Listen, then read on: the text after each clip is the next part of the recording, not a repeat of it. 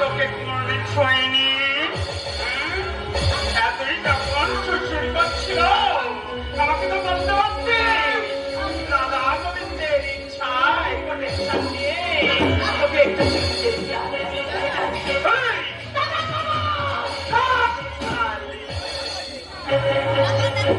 আমি হলাম দেবরাজ পাল।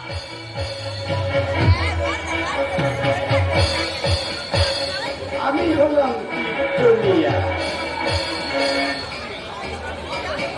আমার প্রধান খাদ্য হলো এই মাটি।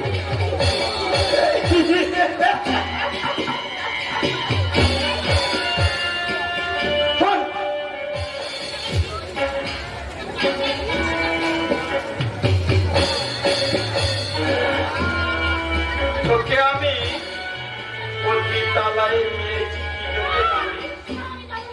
হ্যাঁ, তোকে যেতে হবে, তোকে যেতে হবে রে, তোকে যেতে হবে।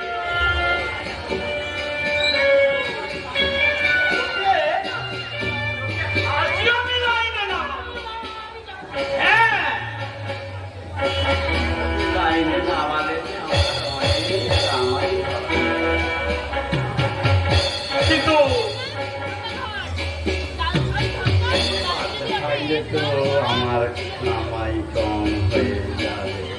ওই তাই আমি তো রাজি হইব।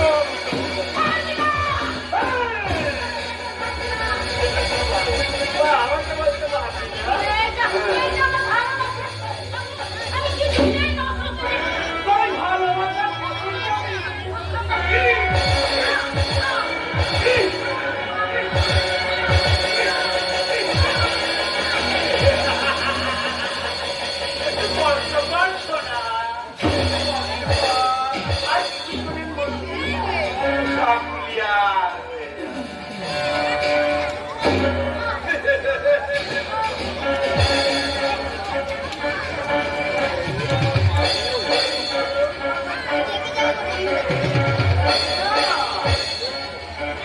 হাজার হাজার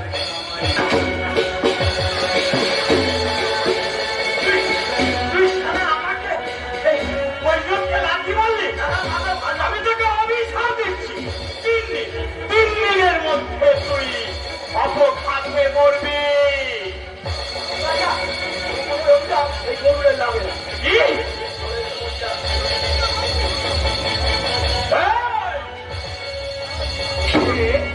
কার অনুমতিতে আমার টেরা থেকে নিয়ে যাচ্ছিস? কিসের অধিকারে? আমার স্ত্রীর অধিকারে এখান থেকে নিয়ে যাচ্ছি। কি বলে বলে আমার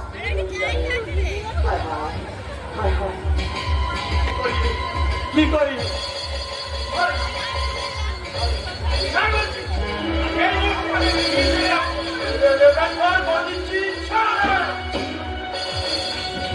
আবার তুই বাকি বললি? মানলাম, কারণ মন্দিরা আমার স্ত্রী। স্ত্রী? হ্যাঁ স্ত্রী। আর এই মুহূর্তে আমি আমার রক্ত সিঁদুরে ওর স্থিতি আমি রাখিয়ে দিলাম।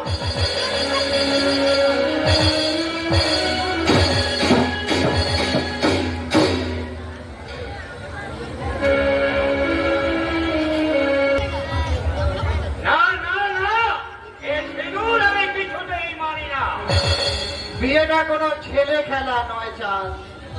তুমি বাঁধ ভাঙা বন্যার মতো যে কোনো মেয়েকে নিয়ে এসে আমাদের এই সংসারে তুলবে, আর সেই মেয়েটা এই সংসারটাকে ভাসিয়ে নিয়ে যাবে এই বন্যার মতো। পৃথিবীটা যদি সুনামিতে ভেসে যায়, প্রচন্ড হুঙ্কারে যদি পৃথিবীটা ফেলে চৌচির হয়ে যায়, আমি থাকতে পারবো না।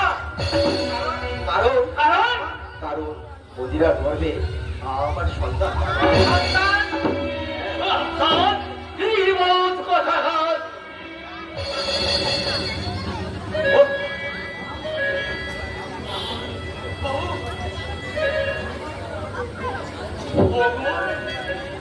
ভগবান বড়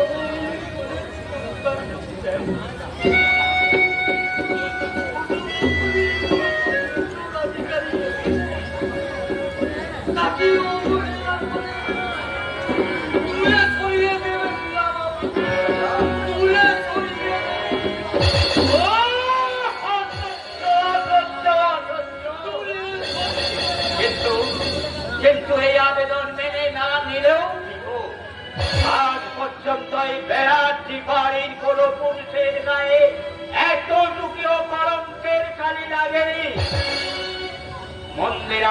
চাঁদে চাঁদের বিয়ে না দিলে সবাই চাঁদকে বলবে চরিত্রহীন।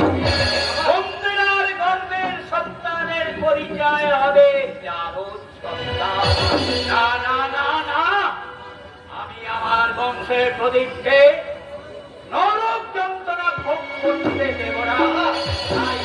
তাই একান্ত নিরুপায় হয়ে আমি চাঁদ আর মন্দিরার সামাজিক বিয়ে সম্মতি দিলাম।